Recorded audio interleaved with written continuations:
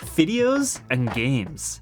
Who would have thought like combining these two together could create such a massive thing? Because it's undeniable that video games have kind of taken the world by storm. Just look at like the massive amounts of money that are being spent on video game production, buying out game companies, or even just buying stuff in-game, which actually is kind of sad. And I'm pretty sure that you've been in touch with video games as well, whether it's been through hearing about them from people you know, casually engaging with them from time to time, or literally being unable to stop playing them because they fill that void in your life so well. But the weirdest thing with video games is how we all have such completely different experiences with how we understand them. Like, if you grew up a long time ago, games may seem like this fun novelty that have a certain fun loop to it, but aren't really worth playing much more than just for a little bit. Then if you grew up later, games may seem like these constantly developing worlds that are able to tell deeper and deeper story and grant you life-changing experiences. And then if you grew up later than that, games may seem like this always active place where you hang out with most of your friends, gain prestige, or perhaps become one of the actual multi-millionaires just through playing them. And the strange part about all these wildly different ideas of gaming is that they're all correct. I think it's because no other form of entertainment has changed so much in the last half a century than video games have. Like, look at hockey. The puck's the puck and the goal's the net. And that's how it's been for, like, generations. But if you're thinking of just handheld games, you could be thinking about one of these like calculator-like things with just a single screen and some gameplay. Or you could be thinking about one of these more advanced calculator-like things, which can like switch scenes and play you more advanced games. Or you could be thinking about this mini computer-like thing, which can render entire 3D worlds and be controlled in all sorts of ways. What I'm trying to say here is that video games have such a wild and varied history that you can look at them in all sorts of different ways and be correct, but still be missing the bigger picture. That's why today I want to give you like a service level overview of what video games are about by covering their general development, which will then provide like a setup for like the general content of this channel. So let's get started with the very early beginnings of video games, which starts with neither videos nor games, but rather with computers. Now imagine that you're developing this like new computer technology, which isn't really capable of doing much other than displaying some pixels on the screen, and you have a bit of free time. What would you do? If one of your top answers isn't try and have some fun with it, maybe you've gotten a little bit too serious lately, and you should probably get that checked out. But this is probably how most of the early games came to be. People who are just working on computers who want to have some fun and try to create something interactive with just a few lines of code. As an example, here's the code for like a snake game that I made when I was just beginning to learn Python. As you can see right here, it's like a fun little game which I made with just 3 types of blocks, like the orange wall block right here, the little fruit thing, and then like the green snake blocks. And with that, I created like this fun little menu and, you know, a game that sort of works. Now let me tell you right now that this isn't really gameplay that's worthy of spending hours and hours upon, but that's also not the point. It's just a fun experiment to see what I can do with the technology and skills that I have. And given how limited technology was at the time, having a game like this beats having nothing at all. As such, these experiments quickly made its way into arcades, and when computer technology got smaller, even into people's homes. At that time, like, it was still relatively simple stuff, like this code that I wrote for the snake game. I mean, it's not fantastic, but it's something that I made all by myself in like a single afternoon. So it's easy to imagine how like very small teams of people were able to make some of the initial fun games like Pong or Space Invaders. With more and more people playing these games at home, the industry grew, and as such, there was more money available to make even better games. I think the best example here is like the first Super Mario, which still has like this very basic look to it with like the blocky characters and the two-dimensional form. Like, you can imagine how this game could be made sort of in the same way that like my little snake game was. However, this thing here is like so much more detailed and well done thanks to like the longer elapsed development time. Combined with an increase in investment and the introduction of devices made solely for playing video games, like the NES, games could be made more appealing and thus be worthy of more playtime. Like, in the case of Mario, it's very easy to see how one could play Mario for much longer than just a simple snake game. However, at its core, Mario is still a very basic game, which is fun, but not necessarily life-changing. So what we have right now are some passionate people who are able to experiment with like this computer technology and a little bit of investment money to make these fun interactive experiences that people are willing to pay for. That's what we call like this positive feedback loop, where the more time and money is being invested into making better games, the more people are willing to buy the better games, the more time and money the developers get to be making even more better games. Combine that with like a continuous improvement in computer technology, and you can see games evolving into something new. I think a great example of this is the Nintendo 64, which is like a video game console that Nintendo made for like 3D games. What are 3D games? Well, as you can see right here with Super Mario 64, these kinds of games kind of like have their own little world. They're no longer like this side-scrolling or, you know, like snake-like game. It's actually like a little world where you can just decide to climb a tree and like find characters I can just like, you know, like walk up to, interact with. The princess and I, and well, everybody, we're all trapped inside the castle walls. Okay, that's kind of depressing. What you see here is that games are becoming more complex. They're no longer something that you can just like make with your buddy in an afternoon, but rather they become things where a lot more people are being involved into. And because of that, because of this greater development process, games can be made more impressive, they can contain more interesting details, and they can actually tell stories about characters more or less at the level of movies. One game that shows this development really well, I believe, is the game that got me into playing video games, which is LEGO Star Wars. Here you see this game is also like a little world that I can like walk around with and interact with all the other characters here. But it's also a game that's telling the story of Star Wars in a way that you are doing all the things in the story. I think that this may be the best place to begin to understand how video games can become more than just like fun casual pastimes. Because I believe it's relatively easy to imagine how someone can get like sucked in by like a good story, maybe a book or a movie. I mean, I was like many others pretty much sucked in by Star Wars as well. However, this is the Star Wars experience that actually provided me with the most depth and memories, more so than the movies, to be honest. Like, the movies were great and all, I love them, but here I did all the actual things. Like, this is where I was like walking on the shores of Naboo, and this is the place where I had to do that dreadful pod race thingy. I mean, like, I did all those. There's also other aspects which started forming around games around this time, which can be seen in both Super Mario 64 and LEGO Star Wars. You see, this Mario game right here introduced like that 3D world that we just saw, but at its core it's still kind of consistent of levels that you had to beat in order to get to Bowser, which was still like, you know, the get to from point A to point B sort of thing that the original Mario was. However, this thing now was like wrapped into this like world that allowed more freedom to a player. As such, like people could find very creative ways to get through the game faster, which became this like worldwide ongoing competition between people to see who could finish this game as fast as possible. This practice is called speed running a game, and it's kind of comparable to like taking your car to a track day to try and like beat your fastest time and then show that off to your mates. It really requires a lot of practice and understanding of the game from like the inside and out to try and set your fastest time.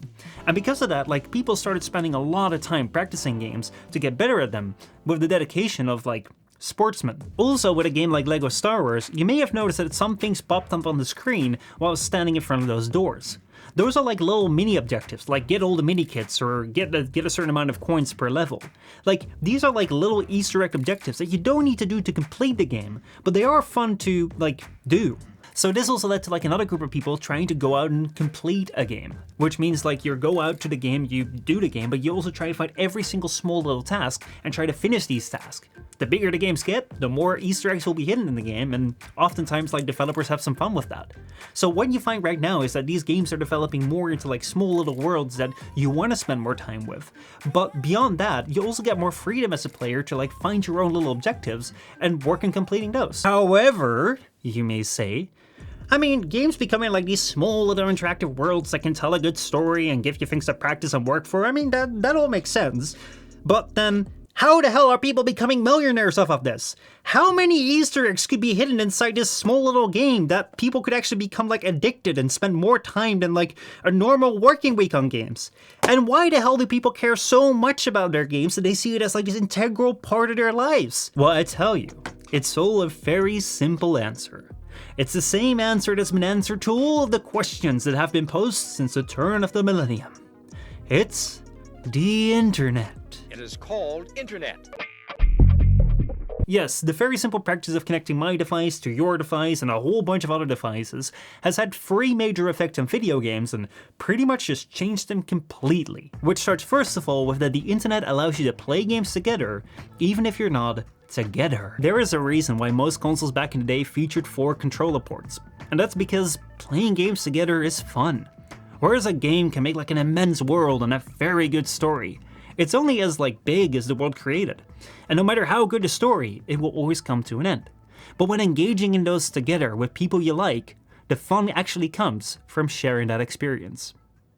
Actually, forget that. That's like too deep a life lesson for this channel. To give you an idea of what I mean, like, remember when I spoke to that little guy in Mario? Like, when I came up to him and spoke to him, he said a few lines, which is kind of cool and all, but the next time you come up to him and talk to him again, he says the same thing. Which, you know, that's all he's programmed for. But what if that guy was like one of your friends, and you could like talk to each other and experience things together? This is where a new type of game came into being, massive multiplayer online games, or MMOs. Like, these are kind of like the game worlds that we saw with Mario with like their little challenges and like things that you can explore. However, here all the characters, or most of the characters, are played by other people, such that you can speak with them, you can take on challenges with them, or even take on each other. As such, like, this game doesn't just become a world, a story, or a challenge you can play. It also kind of becomes like a town square where you can just like meet up with your friends, hang out, or even meet new people. In a sense, this thing that began as like this novelty, fun, interactive thing that you could do on your computer kind of has started to resemble just like going out with the boys to like a local sports field to just hang out and meet new friends. Like, isn't that crazy? The second change the internet brought to video games was that the internet allows for games to be updated and developed as you're playing them. Now, to understand this one a little bit better, let's take a look at this cartridge right here of the Super Mario 64 game. This right here is like the cartridge that has the game on it, right? So to illustrate this, if I have the console here and I plug this thing into the console, I can play the game. If I take it out of the console, I cannot play the game because, like, this is the game and it cannot change. That's also why I said that no matter what kind of world or story is in a video game, as long as it's put on a cartridge like this, it's finite. It will end. However, because the internet allows data to be shared from a computer to another device, that also means that the people who make games on their computers can send you extra data over to your device, which means that they can update what's on this game even though you have this thing right here. These updates kind of become like an add-on to the game, like they just add more game to the game that you've already had, and because of this, like, the game can go on for like pretty much an infinitely long amount of time. So right now what we're seeing is that games aren't just like challenges set in worlds with stories that you can engage in with other people. These worlds, stories, and challenges also develop over time. It's kind of like the real world where the main idea stays the same, but things always change. This is also like one of the things that makes these games like so important to people. Like, yes, of course, the game will always like generally be there, but at the same time, the people who are playing it right now may not be there tomorrow, just like in real life.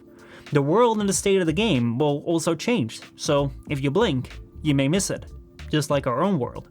And similar to our own world, some people want to show off, which leads to situations like this. Because the way that a lot of modern games make money isn't necessarily by like selling you the game itself. I mean, like, that worked when like the game was the finished product and that was it.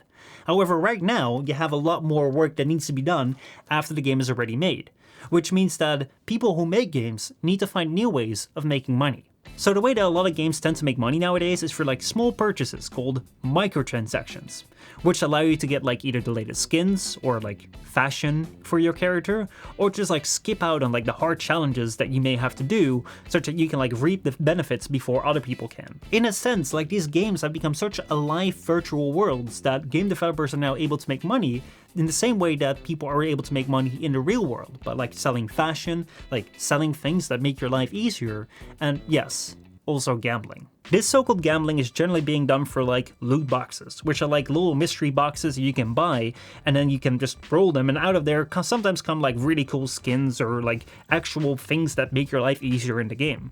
Now, I say so-called gambling because we're not here gambling for real money, though sometimes you can actually sell these things that you get out of there for real money. That aside, a lot of this so-called gambling is still being done for just meaningless things in the game. And I'd say meaningless things because a lot of times what we use our money for is to show things off to our friends or make our lives easier. So if we spend our money to hopefully get a chance of getting something in a game that will make us seem better in the game or make our game lives easier, isn't that sort of similar? At the end of the day, both activities in the real world and the virtual world play with the odds of fortune to get you something good, hopefully. And they both cost real money, so just be aware of it. And with that, we come to the final way that the internet has changed games, which is by introducing large-scale competition. Now, earlier in the video, I spoke about this speedrunning competition, which is like people worldwide trying to see like how fast they could complete a game and beat each other. Now, even though this was like a real competition, it wasn't really like in the moment. It would be sort of similar to like having Formula 1, but instead of it having like a track where people watch, you just have the drivers like write out their lap times and then submit that to a paper and you'd be able to read that the next day. It's still like very impressive, but not as fun to watch. Now, with a large number of people having all these devices connected to each other, which all ran games and like these well-developed worlds, like these worlds could actually be used as a playing ground. An example of this is Halo, which has been a very well-known multiplayer game for a long time. And when I say a long time, I mean a long time. Like, this thing came out somewhere in the early 2000s, and the latest installment came out like 2 years ago or so. Like, this game and all its subsequent generations have featured a multiplayer shooter mode, where basically players are set up against each other, and like a shooting game somewhat akin to like laser gaming or paintball.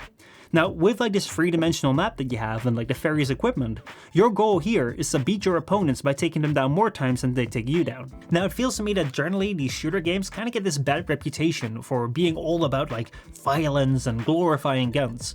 Whereas I think like the main point of these games is generally to give you like an interesting setting in which you can like try and do a competitive game by trying different strategies, like learning different skills. Like, do you run around to find your opponent or do you hide? Like, do you attack from afar and risk missing your shot, or do you get up close and risk getting hurt? Like, there are so many different facets to this style of gameplay that there have been many similar games in this genre. Each of these games has like a different setting, different rules, and different methods of playing, and seeing the people who learn these skills and master all the techniques can be so captivating. It's kind of like watching pro athletes at the Olympics. And because seeing this skill can be as captivating as watching sports, playing video games has also become a way to earn money. And it's not just these shooter games. There are many different types of competitive games that have also become very interesting for people to watch, with some even becoming like these really big spectacles. And this entertainment spectacle has grown even bigger with sites like YouTube or Twitch, because right now, what people can do is they can watch their pro athletes, like they're really good people, play these games from their point of view. It's like watching the best of the world in soccer or baseball or hockey, like play, but then through their experience. It's kind of crazy. But at the same time, it's not necessarily always about like learning from the best. It's also about sharing an experience. It's kind of like how watching a movie together can be different than watching a movie alone. Like, the movie will remain the same, but because you share the experience together, it becomes more valuable. As such, like, players have been able to like share their experiences of playing games, no matter how good or bad they are. If they're good at conveying the experience of the game, if they're good at sharing that emotion, a lot of times they also become very good at entertaining people and thus making quite a bit of money. And that's, in a nutshell, or I guess a very big nutshell, an overview of what video games are about. Like, there's so much more than just videos and games just mashed together. And they've kind of evolved to like such a big degree that it's really hard to compare like my small little snake game to like the latest Mario release. Like, it's such a world of difference. And still, there's like so much more. There's so many different more types and genres of games. There are so many more different individual games with like crazy experiences, stories, and cool people around them that, I mean, I could never really fit them all into one single video. Partly that's because like this video will become even longer than it already is, but also because I don't really know that much about them. As I've said before, like LEGO Star Wars Red Hero was my very first like real game that I played on the console, and I absolutely love that. And over the years, I've played like a handful of games, which you may have seen me talk about on the channel. But I've actually seen like so little of all the games out there. So like, what do I know? And that's why I need to go back to school. Video game school. And I'm inviting all of you to come and join with me. From now on, I want to go and experience a whole bunch of different games and learn what they're all about. And I also want to share with you like my experience of playing through them for the first time. But even more so, I want to talk with you about some of the interesting games that I come across along my way.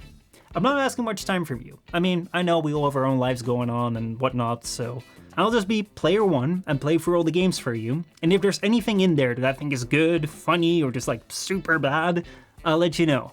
And then you can decide if it's something that you want to explore further or just not worry about at all. And I'll do that for, well, as long as I think it's fun. So that's kind of the plan of this channel and also the end of this video. I hope that you enjoyed this general overview of video games. Let me know if this helped clear up your understanding of gaming, or if there's something that I've missed along the way. Oh, and most important of all, if there are any games out there that you think that I should definitely try out, leave them in the comments down below. Anyway, that's it for me. Thank you so much for watching. If you enjoyed this content and you want to support what I'm doing here on this channel, go check the description down below for Overtime, which is like small extra videos that I do for just $1 a month. I make extra videos for you guys, where today we're going to be looking at this thing right here. It's like this Lingo like calculator thingy game, which I dug out of my closet and I have no idea what it actually does. I guess maybe it's hard, maybe it's easy. Let's just go try it out, see how good, or probably most likely how bad it is, and maybe take it apart or something. So that's what we're gonna be doing, like right after this video. So if you want to check it Overtime, $1 a month, or if you have Twitch Prime for absolutely free, go check it Overtime. Anyway, that's it. Thank you all so much for watching. I hope you enjoyed this video, and I'll see you all next time.